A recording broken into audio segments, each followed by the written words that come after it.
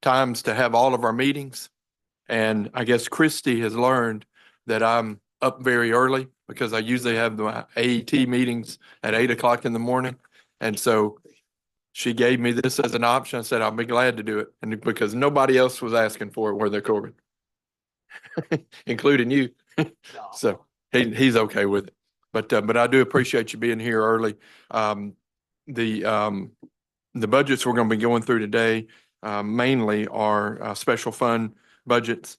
And again, we appreciate you, Dr. Cleveland, being here early this morning. So the way we started things yesterday with some of the agency budgets was we gave you a moment to give us an update on how last year went, and how you did with the funding that we were able to give you from your special funds last year, and then give you an opportunity to share what your needs are this year and what's changed since we talked last time. So if you would introduce yourself we know who you are, but introduce your group to our audience here and proceed if you would. Thank you, Mr. Chairman. Members of the committee, we appreciate the opportunity to be here.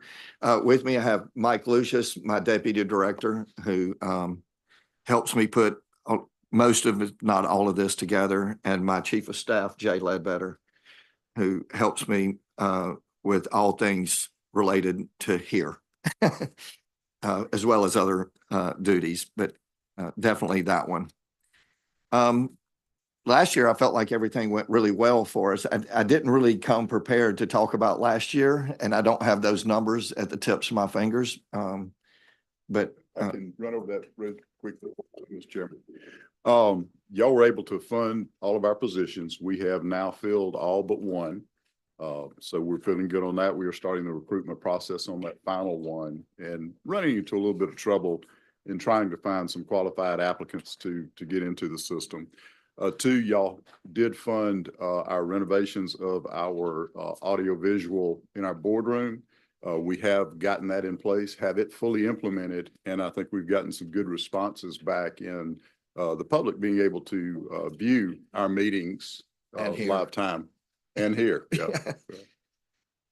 But those were our two big items that we went through. We're still continuing to grow from the standpoint of licensees that we're issuing, especially those that are out-of-state telemedicine. I'm going to let Dr. Cleveland talk a little bit more about that because of how those numbers are kind of transversing. So yeah, and I know we had a good talk about that last year, and I think in your request for this year, some of the requests reflect some need to kind of watchdog that to some degree. So tell us about the needs this year, including the attorney 2 position I think you're seeking. Yes, sir. And if I could just elaborate on what Mr. Lucius was commenting on. And it's a very interesting time we're in as far as licensing of physicians.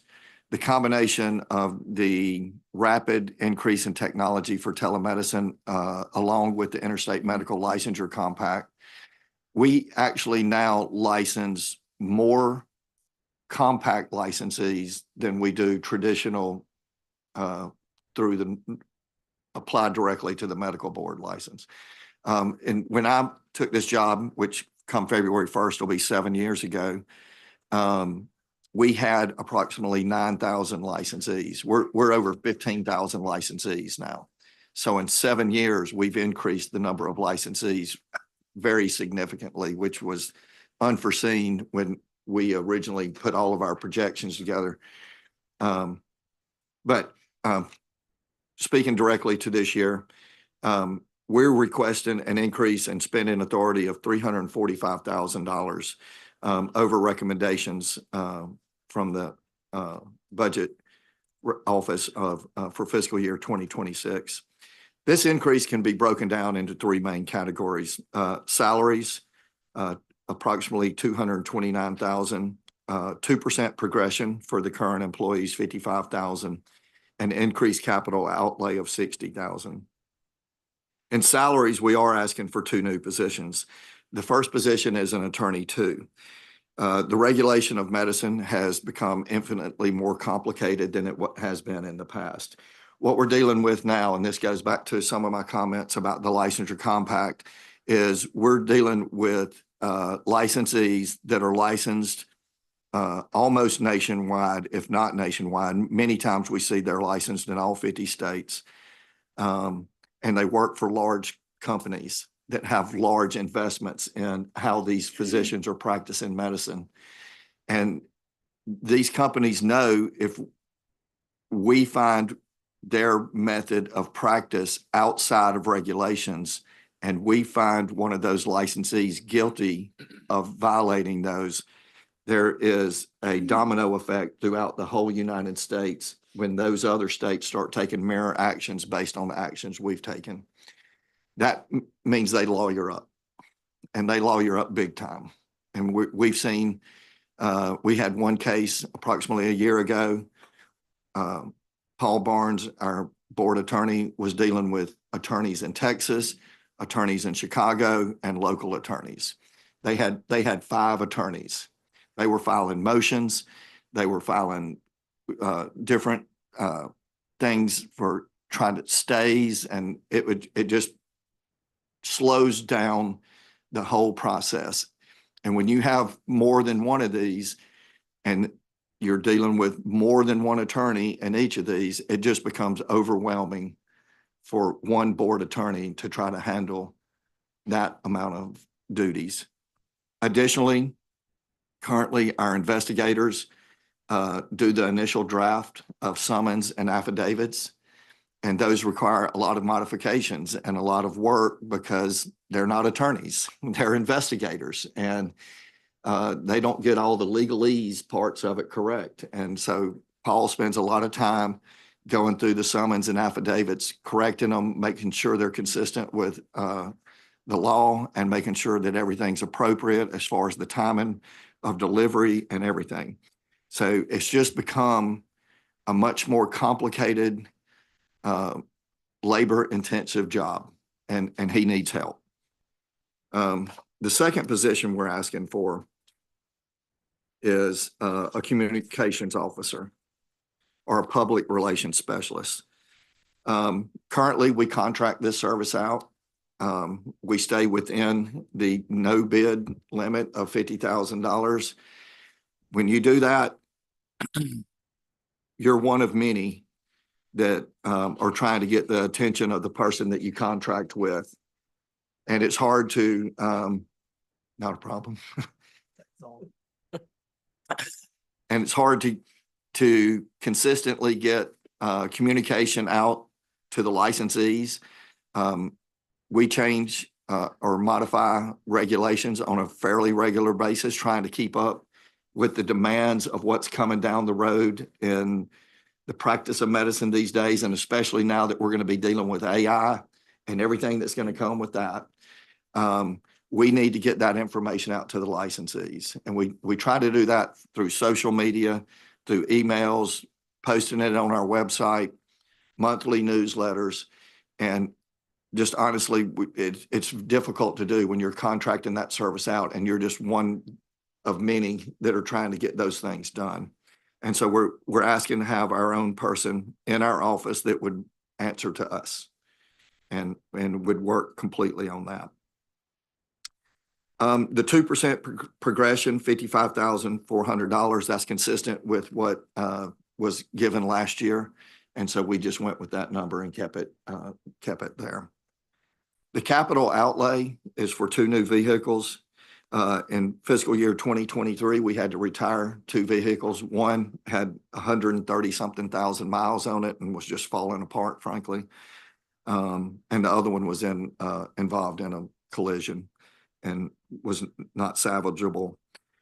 We were originally given the money for this to replace those 2 vehicles, but because of the time constraints and the delivery manufacturing issues, we weren't able to get those 2 vehicles. And so now we're asking that they be put back in fiscal year 2025. We currently have investigators sharing vehicles. It's not always convenient, but we do make it work. But we're a very busy agency in what we do and trying to keep up with the changing times of medical regulation. So that's what we're requesting. I hope y'all will give it serious consideration, and I'll be glad to answer any questions you have. But I think, based on your discussion, at least in my opinion, the positions you're asking for here seem extremely reasonable. The public relations specialist I see after your description would be kind of like an internal kind of public relations person, or not public relations, but a conduit to the membership of what's new and what they should be doing. And I bring that into, because I know we had this discussion last year. It's nice when we have all these new licensees come in, and think, oh, that's great. We have greater fund balance and all this stuff like that. But then we see the problems that come with that, and I just want to ask, because I know last year we weren't able to get to a product on a bill that I know medicine is seeking again this year. I think it's already in High Brian's committee, and y'all were gracious enough to make some edits to that I found concerning.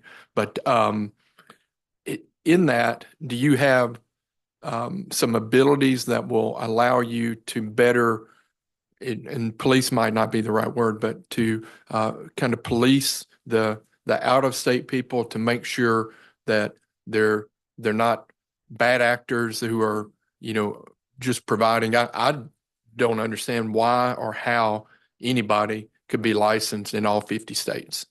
That seems just impossible to me. I don't know how you could have the time to do that, for one thing, and certainly, and maintain, what you need for each and every state there. But is there anything else we can do to help with that? Or this may not be, we can talk sidebar on this later, but are you taking state steps to try to make that better? So there are changes in the modification to the Medical Practice Act that we have introduced. There's two kind of out-of-state people that you have to deal with. One is licensees, and the other one is non-licensees. They're physicians, but they're not licensed in the state of Mississippi.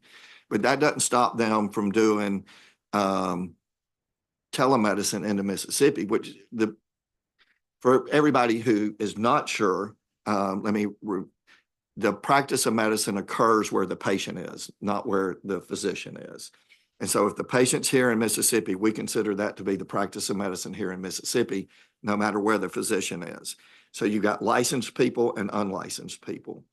And so currently all we can do is send a cease and desist letter to somebody that's unlicensed. And then we can investigate to the greatest extent possible what they're doing here in Mississippi and send it to any board that they are licensed at and hope that they'll take some action.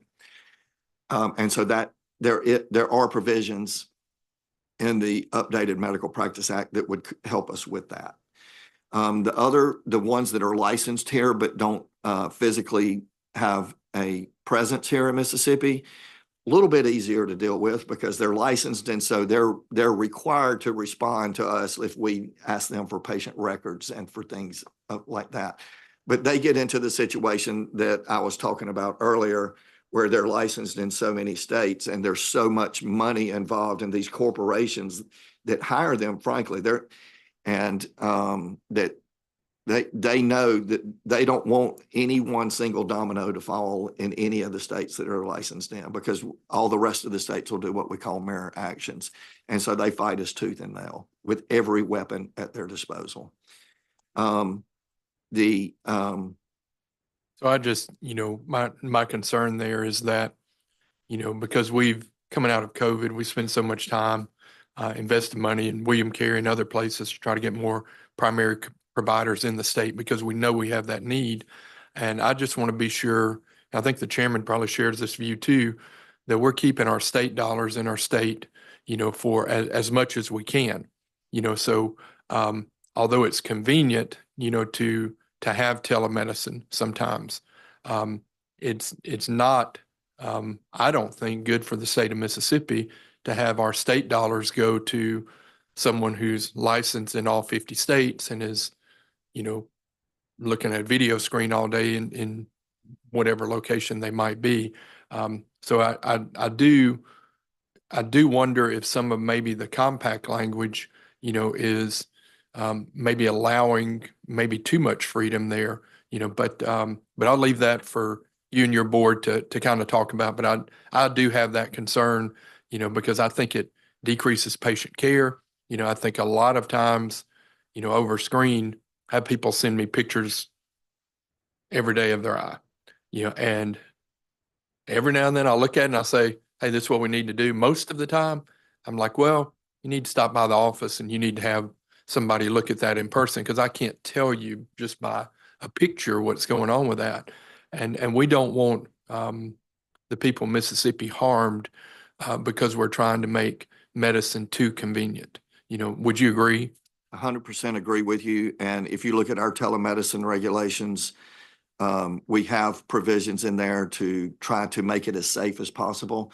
The situation you're talking about, we would refer to as store and forward. We do not allow store and forward solely in the practice of telemedicine, only to enhance the practice of telemedicine. So we require real-time, either at a very minimum audio, but we prefer audio visual. And that's where a lot of these licensees get into trouble, because they just have apps where the so-called patient will go in and answer a questionnaire on an app. And then that night, when the physician has finished all their day work, they'll sit down with a glass of wine and start responding to everybody that filled out a questionnaire that day. We don't allow that. And that's where a lot of these physicians find themselves getting in trouble with us. And so we do everything we can to try to protect the safety of the public and the practice of medicine here in Mississippi, but it's a daunting task.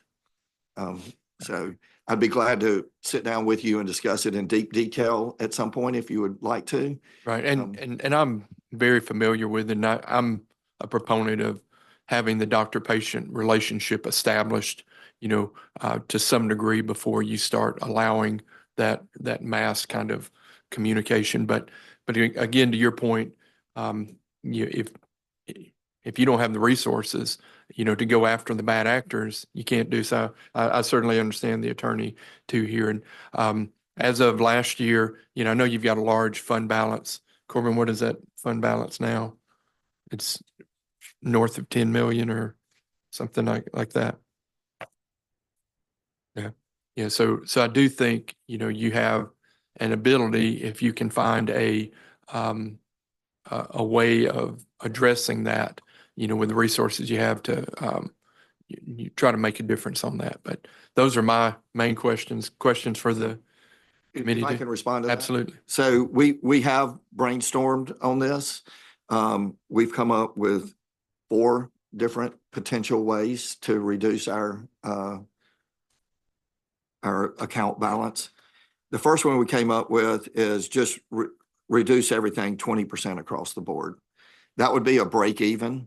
And so it wouldn't really reduce the balance, but it wouldn't increase. So the licensing fees, is that what you're? Licensing fees, renewal fees, application fees, I guess, and then renewal. Particularly for people who are practicing in the state would be my consideration. And we discussed whether we can have 2 different types of renewal fees. We're not sure that would be legal. And so we were going to try to figure that out, whether we could have 2 different licensing fees for out of state and in state. It's a difficult thing to parse out. If we reduce everything by 30%, we would actually spend down the balance some. We could go no licensing fees, or maybe reduce it to $1, because I think the current Medical Practice Act says we have to charge something. So we could reduce it to $1, $10, or $100. It's currently $550. And if we just charge no new licensing fees for the people who want to become licensed in Mississippi, that would be a break even. Yeah. If we did no new licensing fees and across cut on renewals, we would have to figure out X amount. Then we could just kind of make that account balance move anywhere you wanted it to move. Yeah. And if you go to like your last alternative there and you had no fee, then I think you run the risk of the problem we've been spending time talking about increasing, because then there's no skin in the game to even, have the license. So I just wonder if there is a way, it might be something we have to look at legislatively, to offer an incentive to be practicing in the state, of a lower licensing fee. Maybe that might, help monetarily, but it might also help, just in physical attraction to have someone actually, put their feet on the ground here. Right. Which I think could be beneficial, but we can talk more about that. Sure. But I do want to open it to the committee for questions. Mr. Chairman. Thank you, Mr. Chairman. One question, Ken, on that position, the public relations specialist. It Yeah. sounds like that's a public relations and technology communications kind of all wrapped up in one, correct? Yes, sir. And will you be, I saw Cornerstone's doing that work for you now. Can that be cut out of your contractual obligations? I didn't see an offset on that, but that would be, unless I missed it, I didn't see an offset. So maybe if Total down, I think if you go down and look. looked like it was 815 It was requested and 25 was 815. So yeah, it looks like it's the same. Anyway, that's my only point is if we deal with that with a lot of agencies. Sometimes it's more efficient to do it by contract. Sometimes it's better to do it in-house. And if you think it's an in-house that you need, I don't have a problem with that. If the subcommittee chair and the rest of the members feel okay with that, but I think we'd like to see it offset on the contractual part too. Okay, thank you. Additional questions? Well, thank you for the update and thank you for the request. And I look forward to talking to you more about some of the issues that we brought up here. So thank you. You as well.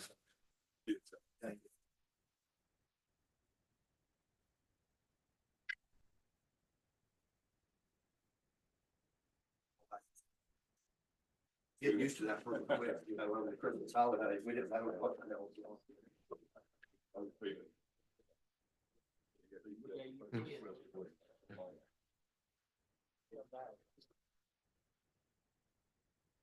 Okay, so we'll roll right it. Next, we've got the Public Service Commission at 8:15, and we're running just a little behind, but we'll make up ground here. Request. Yeah, I think good to see you again. Yes, sir. Yeah. So you don't have the whole crew this year. Yeah. That's right. That's right. So if you would, we appreciate you being here as you were last time. And we talked about a few things last time and you were in here. So if you could just maybe bring us up to speed on,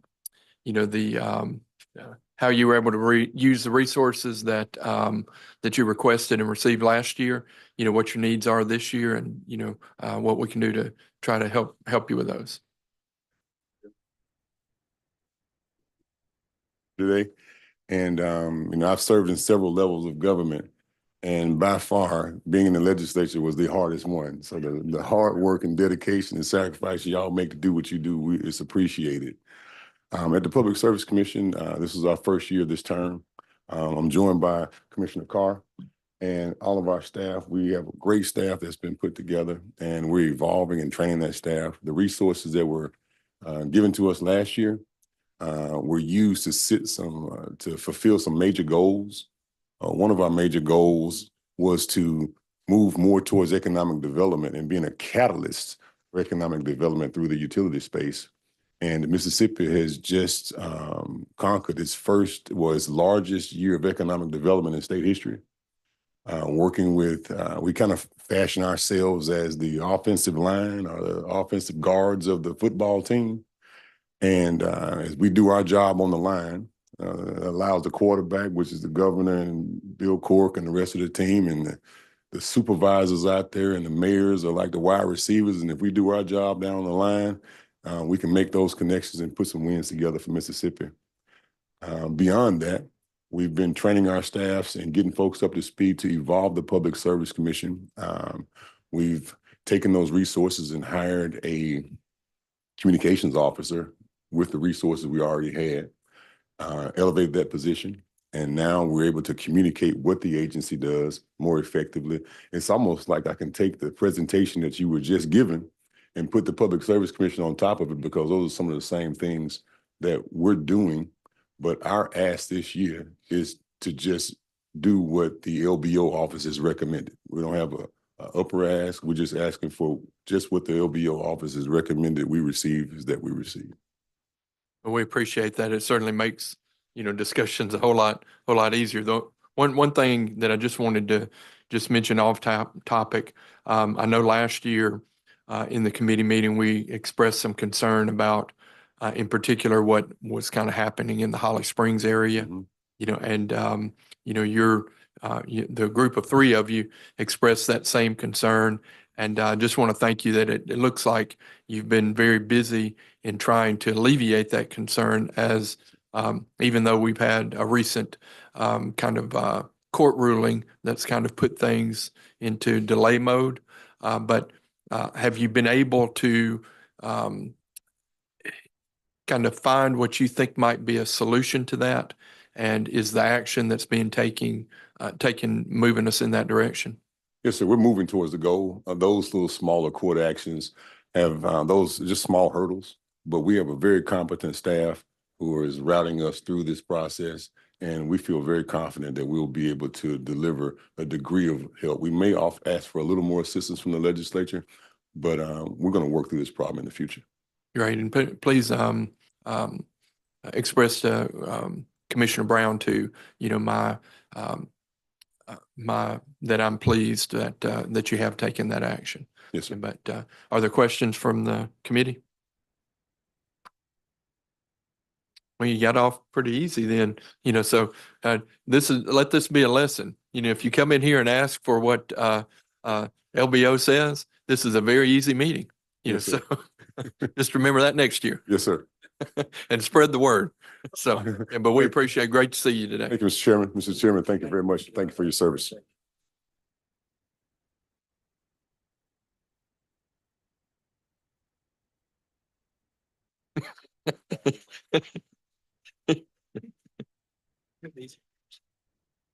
Yeah, I think that's what that's.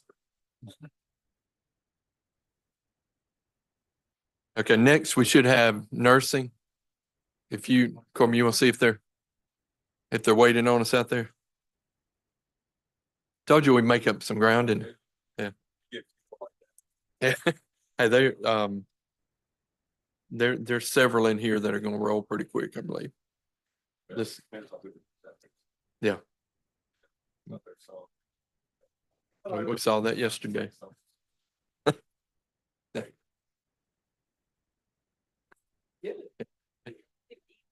Yes, ma'am.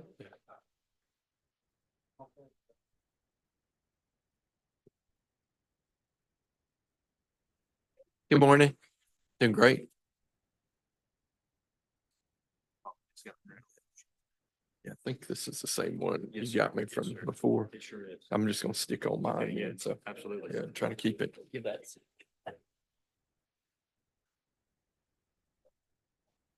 Thank you, thank you. Thank you. You better, Joanne. I'm doing pretty good. How about yourselves?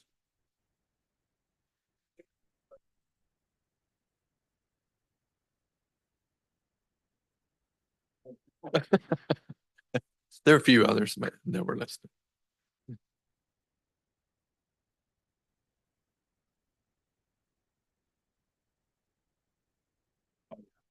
Good morning. Good morning. Good morning. Good to see you again. And appreciate you getting up early to get here. The good thing about an early meeting is that you get it out of the way and can move on with the day a little quicker. Yeah, so what we've been doing in opening these is we've been giving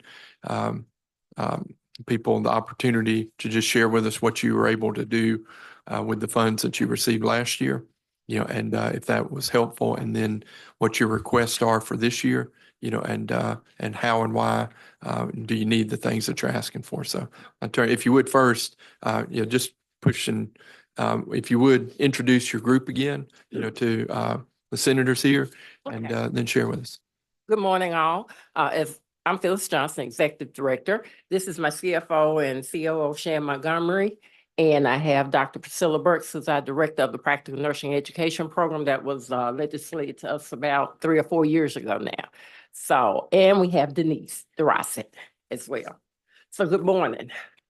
Thank you for this opportunity. First of all, I ask for your indulgence because we do have some some issues, not issues, but some things that have been brought to our attention that may affect our budget, and I'll talk about that a little bit. But I did want to give you an overview of what the nursing board has done. We are very grateful to you all, the state legislature, for your support of the board and its commitment to protect the public, the citizens of the great state of Mississippi. As you know, we are a consumer protection agency, and our job is to make sure that the citizens of this state receive efficient and competent nursing care from the nurses in this state. As you are aware, we are the largest regulatory agency in the state of Mississippi. We regulate the RNs, the LPNs, and the advanced practice nurses. And we issue them licenses as well as do disciplinary matters that may come before the board. We meet bi-monthly, and we conduct disciplinary hearings prior to these meetings. But we're now considering increasing those meetings, the frequency of those, to efficiently be able to handle the disciplinary matters. The Medical Cannabis Act has allowed us to be adaptable and that our APRNs can certify, and that particular law puts everything under the State Department of Health. So we are grateful for that, but it has increased our ability or need to increase our board meetings. Some of the agency accomplishments that I wish to highlight in this report. Nursing is the mainstay of the healthcare system. It really is. And it has largely been a focus of attention since COVID, really, when they looked at 100,000 nurses leaving the profession. So we have been able to assist with retaining nurses in Mississippi through our Office of Nursing Workforce. And the board receives funds from the legislature, which are allocated to our Office of Nursing Workforce, to award grants to nursing programs and scholarships to nursing students. The efforts are part of our Office of Nursing Workforce ongoing commitment to strengthening the workforce and the nursing profession, ultimately ensuring a well-prepared and diverse healthcare workforce. This program has been very beneficial to the students that go to the nursing programs in the state of Mississippi. We have received numerous letters and accolades personally from the students and the schools as to how this program has benefited individuals pursuing a career in nursing that otherwise would not have the funds to do so. Over the past 5 years, the board has allocated a substantial total of over $4 million through this scholarship program. It's been instrumental in providing financial assistance to these students, and as a result of that, we've been able to reach a total of 4,954 students that have benefited from this program. And we have provided in your packet a copy of the Office of Nursing Workforce and what it has looked like over the past 5 years. In addition to the funding, ONW is what we call it, the acronym for the Office of Nursing Workforce, continues to demonstrate leadership and innovation through its collaboration with 13 accredited colleges and universities across the state. This led to the successful implementation of the Mississippi Higher Education School Technology and Readiness Network, which we refer to as MSTAR, in the fall of 2024. This marks a very significant advancement in the accessibility of nursing education, contributing to the growth and development of the nursing workforce while addressing critical challenges in healthcare, particularly in the state's rural and remote areas. If you have not had an opportunity to experience MSTAR, I invite you to the Board of Nursing. That is what I call the foundation. And we have Agnes, who is the computer system that is able to assist the schools and the nursing students in their educational needs with the push of a button. It's been very beneficial. The schools have benefited greatly from MSTAR, especially in our rural areas and remote areas. Now to our budget considerations, because I know your time is valuable. We're not unlike any other agency in this state when we talk about staffing needs and staffing issues. The FY26 budget originally requested level funding in all of our categories, except for salaries and subsidies, loans, and grants. The Board of Nursing has experienced challenges in terms of recruiting individuals and retaining individuals, and we've continued to have turnover for employees leaving for higher salaries in both the governmental sector and the private sector.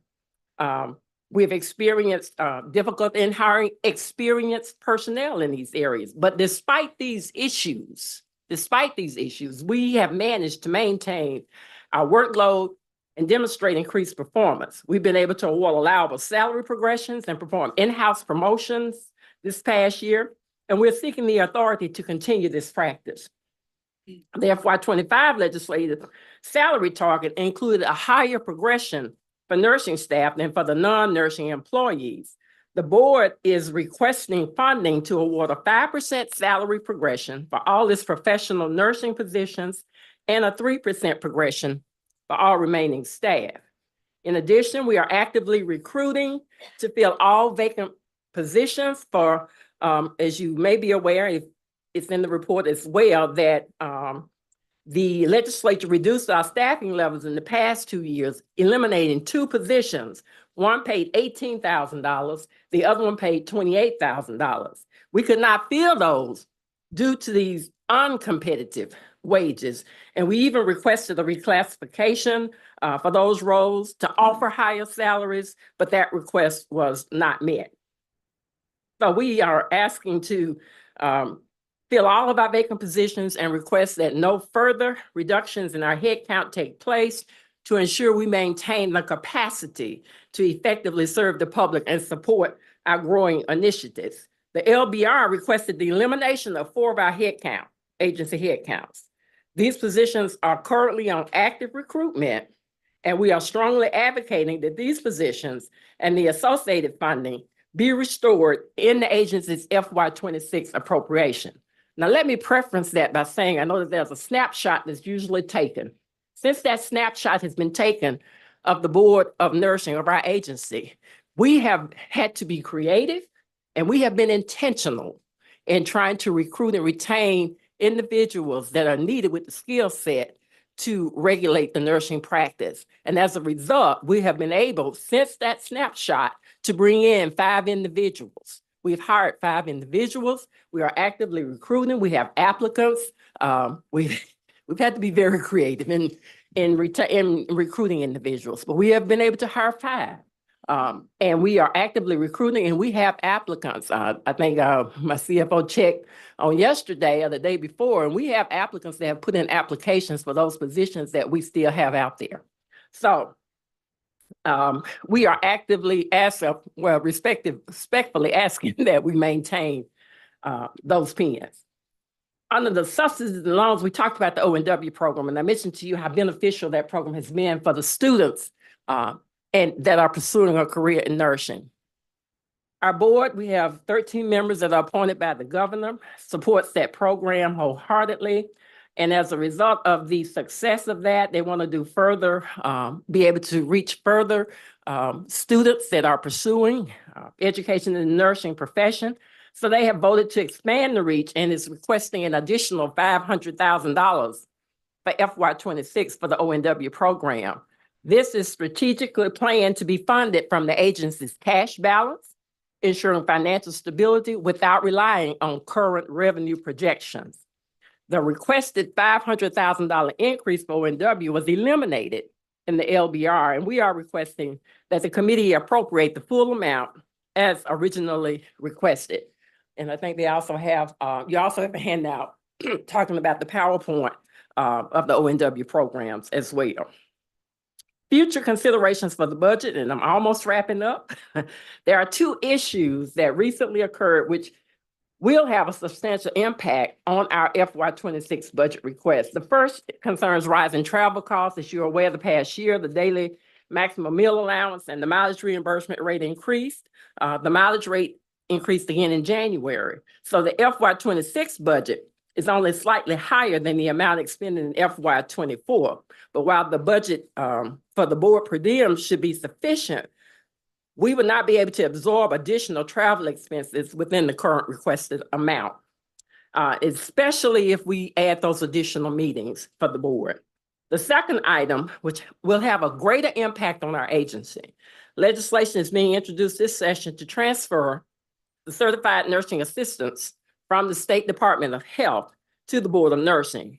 There are approximately 18,000, we call them CNAs, in the state that are currently certified, and there are 200 programs that will require site visits. And these are mandatory site visits that have to be done annually. Although the one position that is now performing that at the State Department of Health is proposed to be transferred to the Board of Nursing, additional headcounts will be needed at the Board of Nursing in order to investigate and carry out the regulatory requirements associated with the transfer of this responsibility. The current staff will have to be augmented by adding an investigator 3 and an attorney 2. And those are minimal staffing needs, as these departments are already performing beyond their capacity. We would also need to look at our board licensing system to incorporate the CNA registration, certifications, and the registry. Other expenses such as commodities and travel would also increase with the addition of this program. And we will perform a more in-depth analysis of the budgetary effects of implementing this program should this legislation be enacted. And in our revenue and cash, we receive our revenue from licensure of all the nursing professions. And as you can see, we have a chart that shows that our LPNs renew in the even number of fiscal years, and the RNs and advanced practice nurses renew in the odd number of fiscal years. So this chart reflects that the board is able to generate the funding necessary to meet its FY26 request. However, since more revenue is collected in odd number years, the analysis of the revenue cannot occur solely based on the prior year of experience. And additionally, the request you'll see at the bottom, request to exclude sections 5 and 6 of FY25 House Bill 1803. There was a requirement for the board to develop a plan to revive nurse licensure laws to provide eligibility for licensure to individuals who have completed specified military training programs. And our response to that particular request regarding the development of a plan by our board to revise laws, we completed and submitted the plan to Mr. Lee Pittman on October 10th, 2024. And I think you have in your packet an overview of the plan that was submitted to them. Currently, just to explain that, the only branches of the military to offer an LPN program that provide the training necessary to be licensed as an LPN are the Army. They have an LPN program, and the Air Force BMTCP 4N051, which is an Air Force program that when they complete those programs while in the military, they complete those programs and then they are eligible then to sit for the NCLEX exam, and once they pass to become an LPN. Those are the two military programs that are already approved to allow the military to do so. And it is recommended that they bridge with the community college, because the community college has jurisdiction over the curriculum, the education of those programs in the state of Mississippi, be developed for veterans based on individual assessments, allowing them to acquire the necessary knowledge and skills without repeating any prior training. But there are some skills that they would have to complete in order to be successful to take the NCLEX exam. And after completing that program, they have to pass an NCLEX exam in order to get a nursing license. Not only in the state of Mississippi, that's an in-state. So they have to pass the NCLEX in order to get a nursing license. So we are available to discuss any details, answering the questions that you may have. And the last one is just that on the medical cannabis, the memorandum of understanding that with the Mississippi Department of Health funds, this act is in full effect, and the Department of Health, as I mentioned to or alluded to earlier in this report, did not request funding from the board. And with that, I tender for any questions from the committee. Thank you for the explanation. As I kind of hear things here, you're asking that we keep the 40 pins for you instead of reducing it to 36. On the CNAs being moved under your purview, is there a specific bill that's been introduced to make that happen? And and are you, as an organization, are you in favor of that, or do you have concerns that would increase the load to level, or do you want to share your position on it? There is a bill. I think it was introduced by Representative Curry. I have not read the bill in its entirety because it was we kind of found out about it this past week, or this week, as a matter of fact. But there is a bill, and our board has met, and they, I think on our last meeting, we had a special call meeting, have agreed to support the CNAs coming over to the Board of Nursing. I will preference that, but there are, as I said in this report, many questions that we still have to gather additional data on. If that comes to fruition, it will require almost a whole division to run that program. And we are in the process of gathering additional information and communicating with the State Department of Health. Dr. Etney and I will be meeting and talking to see. The House Bill 1051 is the CNA bill that's being introduced by Representative Curry, I believe. So I'm not sure if the chairman has had a meeting yet with Department of Health, but I would just, if this is something that moves along, I would be in favor of finding a way to potentially reduce the Department of Health's budget and move that to nursing, if that is the case. So when you have that meeting, or if I see Dr. Edney too, maybe we can get a figure, for that. If, hypothetically, that, bills are known for dying in this building. They're occasionally they pass, but they're known for dying more than they're known for being passed. So we'll just kind of have that as something we're kind of keeping on the back burner. Did you mention a travel increase? I thought as we went, because that may have been, you mentioned, is there a dollar amount for that? So that's not a request. Okay. So we have the request here of the 500 for the 500,000 for the office nurse workforce nursing program. And I'll just mention one other thing that came up we did Chairman Sparks did a labor force participation kind of series out of session this year. And we went to the Delta and spoke to someone from one of the community colleges in nursing.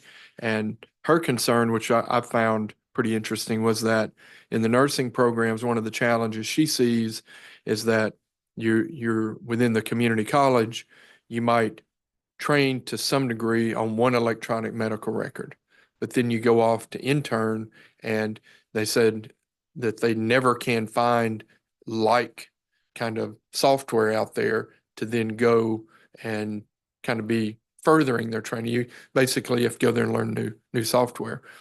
Is there any discussion about, particularly in the community colleges or any of the training programs, about finding some more uniformity, in kind of the training, and how that could maybe, mesh up with, whether it's Emma or whatever the program might be, to make that transition easier? So I know Dr. Burks is here, and she's very familiar with the Community College Board, and she's our liaison with the Community College Board. Do you have any information on that, Dr. Burks? I have an opinion, but I'll let you speak. In regards to, it's an electronic health record. The programs itself is uniform. They have a standardized curriculum that all the schools follow. One of the issues with trying to find a uniform electronic health record is different facilities. They use different, because they're not uniform. Right. They have that option to decide what they're going to use. So many of the community colleges look for something very similar, but all entities, they use different electronic health records. And much of that is based upon the cost of those systems and how much data they can hold. So it will be. And that was part of our discussion too, was trying to find a way where there was some collaboration between the hospitals, because last year we had a bill to try to encourage hospitals within the Delta to collaborate and, find, cost saving measures and that kind of thing. So I would be interested if there was a way to kind of try to move towards that.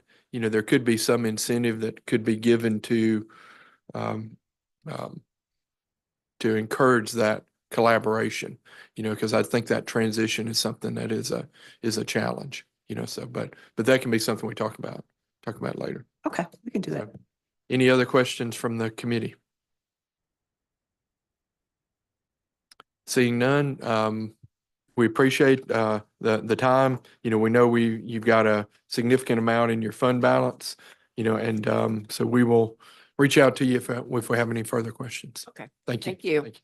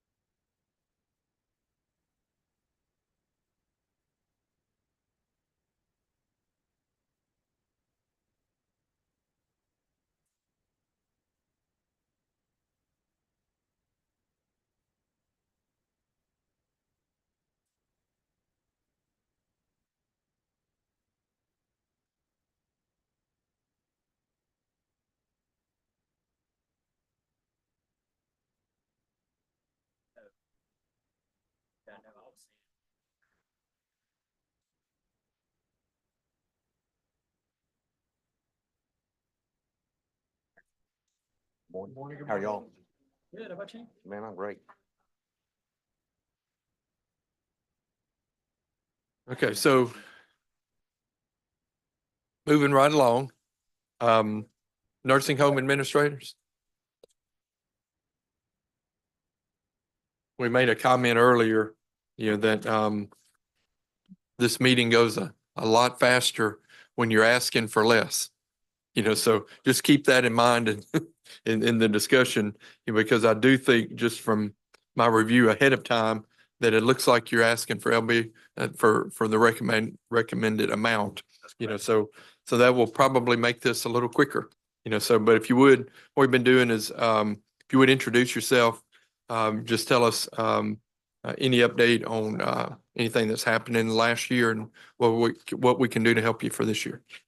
My name is Chad Blackard. I'm a licensed nursing home administrator. I serve as the vice chair of the Board of Nursing Home Administrators. Been licensed for about 18 years. And I'm Carrie Rowden. I'm the executive director with the Board of Nursing Home Administrators. I've been with the board just celebrated 20 years. Great. Good to have you. Denise Rossett. Yes. I was just going to let you know a little bit about what we do as a board and what we've done in the last year, just like you had asked. If you would push the button there until it lights up green. Is that better? That's great. Thank you. Okay, I'm sorry. We license about 450 nursing home administrators. In 1970, the federal government wrote into law that all nursing homes had to have a nursing home administrator that was licensed and regulated by a board. So the board formed in 1970. We have, Chad, about 200 a little over 200 nursing homes in the state. And there's several ways to become licensed. You can come through endorsement or UROLA. And you can also come through what we call the Administrator and Training Program, or the AIT program. That's a 6-month training program that under a certified preceptor that a applicant who is approved by the board goes through, and then they take a state exam and a national exam given by our national organization. We certified preceptors. We hold a preceptor certification program annually, usually in the spring. And we have about 80 individuals, administrators that attend each year. And it's for 2 years. They're certified for 2 years. So in that time frame, in a given year, we have about 160 certified preceptors. The board meets quarterly. If we have met in the last year more often than quarterly for complaints, hearings. We have had more complaints recently and more serious complaints than we have in years since my tenure. But so the board we do not have a board investigator. Our board members are rotated on an investigation, and they, Mr. Blackard's our last complaint was his. And, if it does come to one that the board does see that they need to take action on a license, we try to do a consent order where we can, work it out. If not, it does go to a hearing. So we have met, I think twice, so 6 times last year for complaints in regular meetings. And then we have special called meetings if there's a vote that needs to be made, before the next board meeting. We're basically, like you said, we're asking for level funding or what, the Legislative Budget Office and, has recommended. It's a little increase and it's basically for fringe and, that is extra that the board has already, started with a salary increase. But we're just asking for that. Our revenue, we bring in the largest income with our license fees. We are a little different than other boards. We do not split our licensees into 2 different years. We do it all at one time because we don't have as many licensees as most boards do. So we bring in our, this year will be, our odd years will be our renewal years. So we start renewal, end of April, first part of May, and that's when we'll bring in the most income. But like I said, our second biggest income is our preceptor certification program, and we have that in the spring. They also, it's not just a certification program, but they do get continuing education hours for that. And the board does approve continuing education. You have anything? That's pretty thorough. Very good. Are there questions from the committee? Well, I warned you that if you were asking for level funding, this meeting would go very quickly. And so, your wish is granted, and, like I said earlier, spread that word that if you want these meetings to go nice and quick, just come in and ask for level funding. But we appreciate you. Great to see you, again, and let us know any way we can help you. So, Well, and thank you for meeting with us. Ask you one thing. Yes, sir. Do our certificate of need laws hinder more nursing homes from coming? No. Not at all. Thank you. great. Thanks so much. Thank you very much. We got, Chris is going to make an appearance for physical therapy. Yes, You can leave me stuff there. You can just kind of scoot in. Have a good day. Great. Thank you. Thank you. Good day. Thank you. Oh, okay. You get to hang around for several of these, don't you? You don't mind. No, you're great.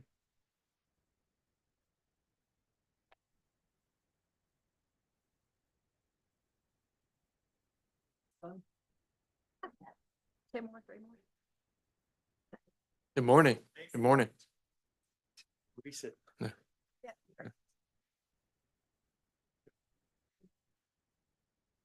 Chris, I tried to keep you from having to make the one committee cameo, but it just didn't work out, did it? So good to have you joining us. You're still at it.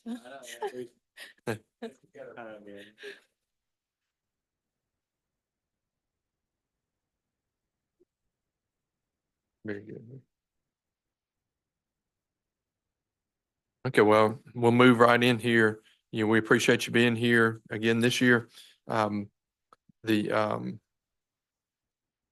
I've been asking of everybody is if you would just give us a little brief overview of how the year has gone for you. Anything that's happened that's concerning or that you want to let us know about, and then give us an update on your request for this year. And I did look at this ahead of time. It looked pretty level, and that has been a good way to make these meetings go very fast. So if you would introduce yourself and give us a little update. Yeah, you can pull. I'm Chris Bourne. Yes. I'm the board chairman. During the past year, we have direct access now. We appreciate the support that passed this year. We're continuing to conduct board business. I'll defer to the budget, to Denise and Stephanie. Y'all have any questions for me, board chairman? feel free to ask. Good morning. Thank y'all for having us. I'm Stephanie Boyette. I'm the executive director of the Physical Therapy Board. And of course, with us is Denise DeRosset. The board is a licensing and regulatory agency for physical therapists and physical therapist assistants. They do not license aides, techs, or facilities, but we do go in and inspect the physical therapists in the facilities. There are currently 4,120 physical therapists and physical therapist assistants. We received 27 complaints last fiscal year, and so far we've received 2 this fiscal year. The board consists of 7 members, 4 physical therapists, 1 physical therapist assistant, 1 physician member, and 1 consumer. The agency is small. The board hires 3 full-time employees. We do have a contract employee. The executive director, full-time licensing investigator that just resigned after 13 years. We plan on filling that position. And we have we did fill the customer service representative position in August. Now I'm gonna turn it over to Denise to discuss the budget. So as you know, this is a level funding budget except for salaries. One of the things that we wanted to make sure that we talk about in the salaries is the per diem, because the board members do get per diem when they come in, and that hits the salary target. And we are low in that number this year, so we would like to add $440, not much at all, to make sure that the salary target, that the board members don't actually hurt the employees when for their raises. And we are asking, because of the positions being filled recently, that they had not gotten a salary progression in the current year. So we want to make sure there's funding so that they can get a salary increase in FY26. And so that increase is only $5,884 in salaries. And the only other thing I just want to point out is that the revenue 100% supports anything that they do. Right. So again, the special funds are a little bit easier for us to kind of understand and kind of navigate through. We appreciate the work that you do. Are there questions from the committee? Mind if I say one more thing? Absolutely. Go The ahead. board meets quarterly at the board office here in Jackson, but each year we usually have 2 to 3 special called meetings in addition to the quarterly meetings or hearings. So that takes some of the per diem as well. And that would be probably for the complaints and other things you have to deal Complaints, with. Yes, sir. Yep. Yes, sir. Questions from anybody? 7. Yes, sir. Well, seeing no questions, we appreciate your time today. Thank you. Your meeting was early, so you get to go and enjoy the rest of your day. So Thank you all so much. thanks for coming in. Good seeing you again. It's fast.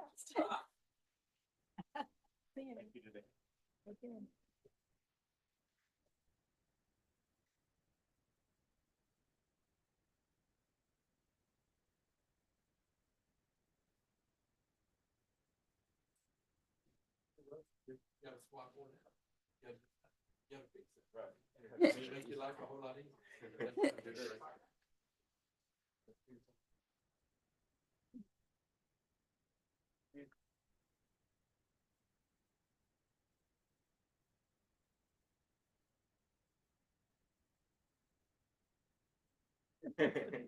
Appreciate it.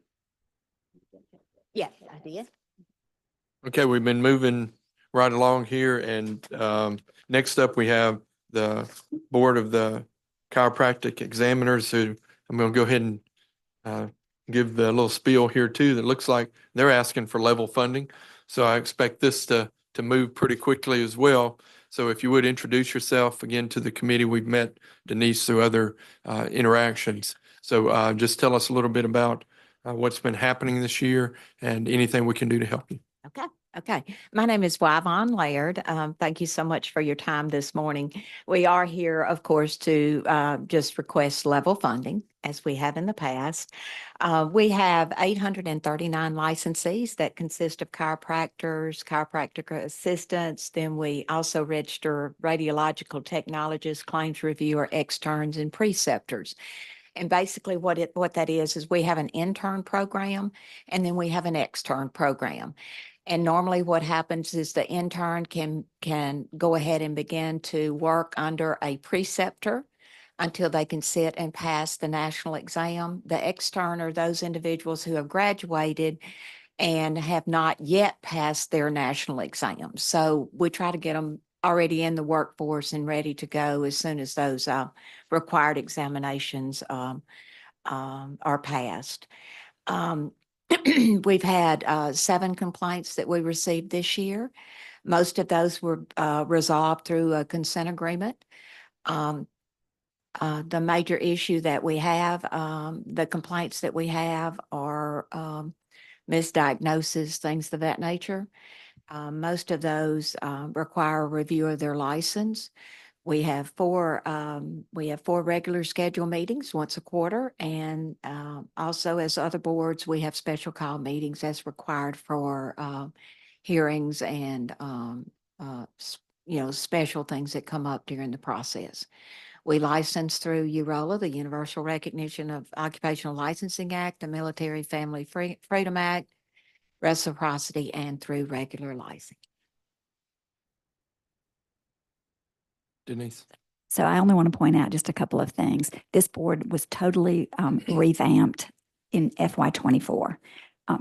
In FY24, they had their executive director was one of their board members, the commissioner.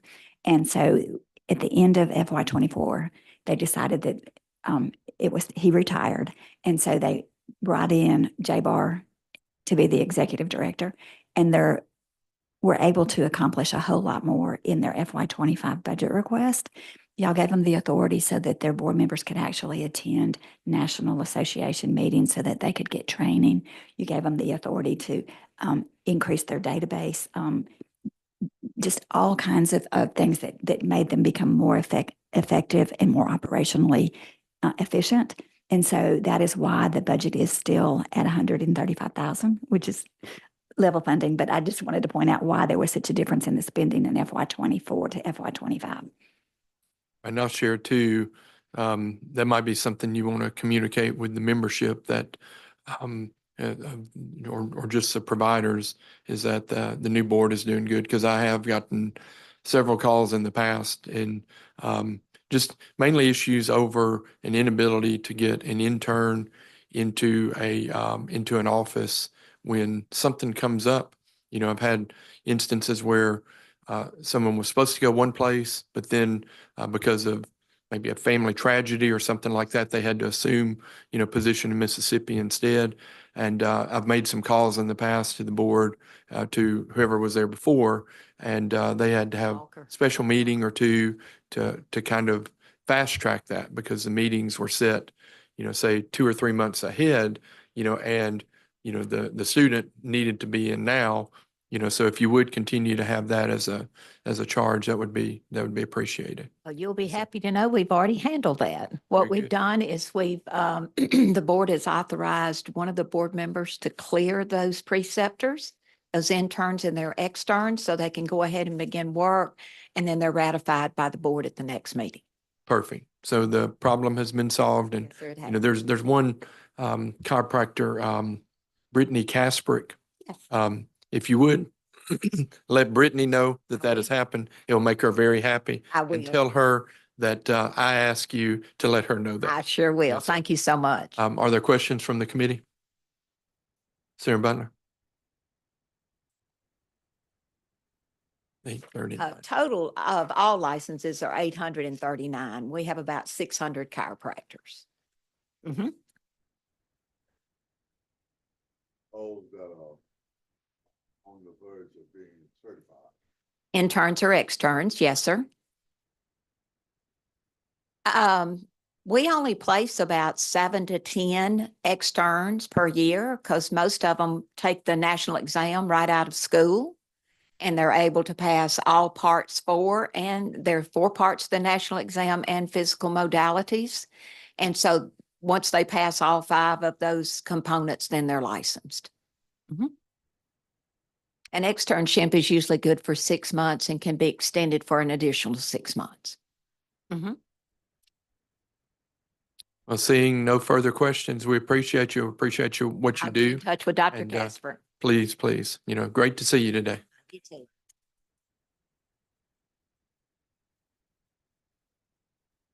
Okay, next up, we have our favorite one coming, the last one.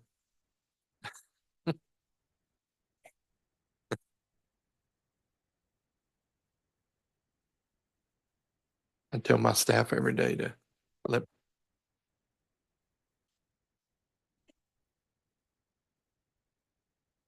Good morning, good morning. Good to see you again. You are our last special fund of the morning. Said you're the favorite. The favorite, huh? Well, I'm the last. That's why I'm the favorite, right? That's In and out. In and out, that's right. And I will make a note that we were able to accelerate, and we are way ahead of schedule now.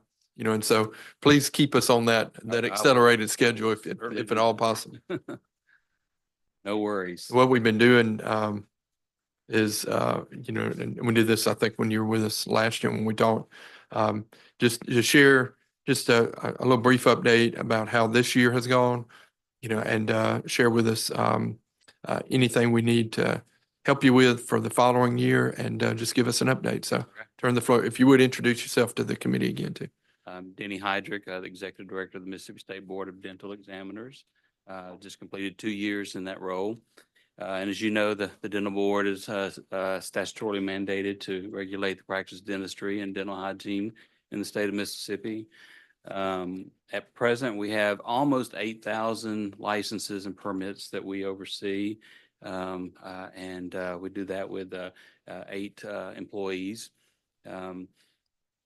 This past year, we had several things. One is that our lease in our old space was up, and so we did a request for lease proposal, and the space that we were in at the time came back as the second highest overall per square foot. So we ended up relocating to a new office suite to take the lowest bid and probably the nicest space of it. So we did relocate over the summer, and so we appreciate the legislature last year giving us the authority to make those expenses. You also gave us the authority to make a one-time transition to a new licensing and database system. It's the same system used by the medical board, nursing board, and pharmacy board. And we are in the process of doing that now, and will be fully implemented by April 1st.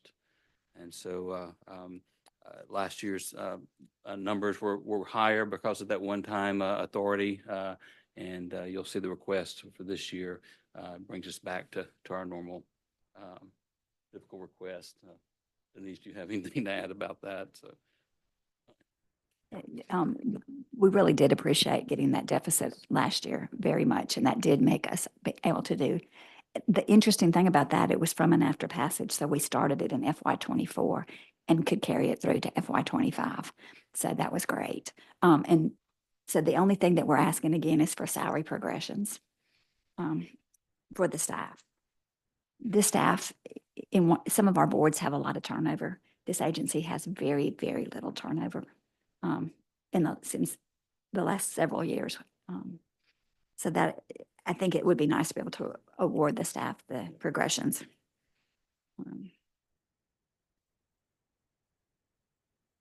Okay, so, yeah,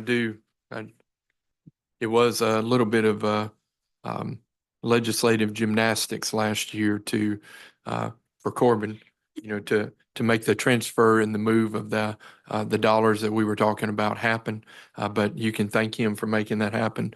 And I'm very glad that he was able to kind of find the way to change the bill to get that all plugged up for you there. So are there questions from the committee?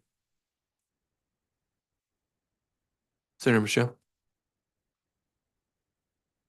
I'm interested in your relocation for the main reason is there's a bill that keeps coming up each year, and I think it's getting some traction this year, is to locate many of our state agencies in downtown area. Where was the most reasonable rent that you were able to find? Where did you move? Believe it or not, The space we had here was just over on a mitt. It was the old Standard Oil Building. Yes. Been there for 30 years. They went up $5 a square foot. And so we were able to get space for $2.50 less per square foot in Ridgeland. Which facility? We're out by the nursing board in the same complex. If you're aware, it's on Pear Orchard. That's where our office is located, Behind the mall. behind the, Yeah. behind North Park, right? In the, what street you say, Pear Orchard? The Twin Towers, those two towers? Yes, correct, okay. Yeah, it's got a lot of state agencies in there. As someone who just went through office space search, what would be your opinion of moving your agency to downtown Jackson? That's something we might be dealing with. Would do you think your employees would like that, or do they like being out in the suburbs better? Personally, I'll speak for myself first. You know, I live in Hazelhurst, so it added an extra 30 minutes on my commute every day. So I would love to be downtown Jackson. I have no issues. I loved working in downtown Jackson before. We just, you know, of course, accepted the lowest bid. But the employees that were there are used to it. I mean, that's where they worked for years was downtown. So I don't think there would be any concerns. You know, it was just a timing, you know, with our lease being up and those kinds of things. But you know. May I speak to one thing? Yeah, The Nikki. office that they were in actually was great for parking because they had a gated parking place, and they felt very, very secure there. I felt secure going there. And so I think that would be a consideration if anybody else had to move downtown. What is your square footage that you have? 30, 35, 50 or something, somewhere close to that. And that's a great question, Senator Michelle, because, you know, I'm very aware too that that's circulating out there. When you got do you maybe have like your proposals from before? If you wouldn't mind getting those to Corbin and I and to Senator Michelle as well. I'd just like to see the ones that you got, and if you could highlight the one from the Standard Oil Building that was the downtown one. I think that would be helpful should that come to a conversation level for us to have that. 7 that responded, and so I can certainly, I Okay, kept great. all of it. Do you recall the rate per square foot you're paying in the original facility? 18, 18 and a quarter or something like that. I should have looked all that up before I came, but it was going to be 2090 at the Standard Oil Building. And then the highest was $28 square foot, and I believe that was in Rankin County over near the airport.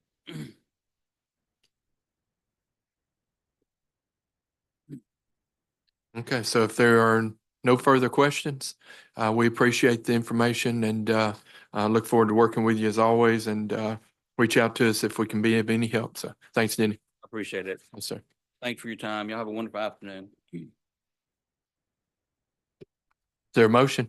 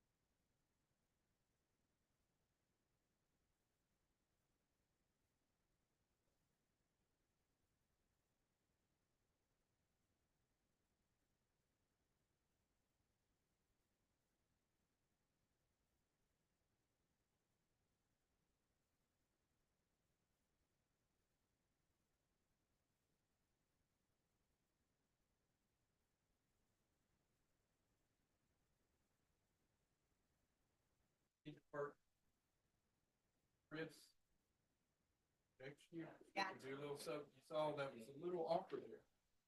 But he did fine. Yeah, I appreciate it. All right, thank you.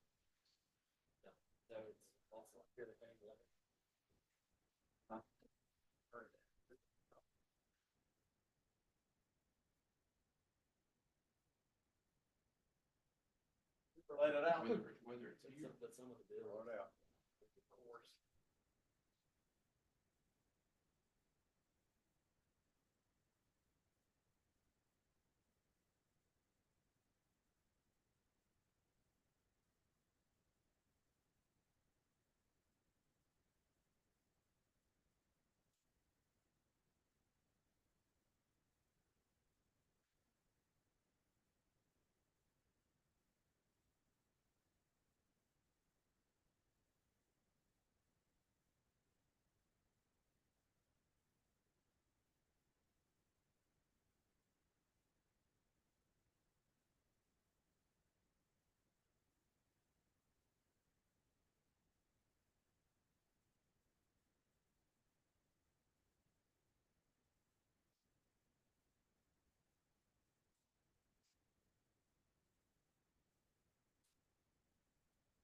United States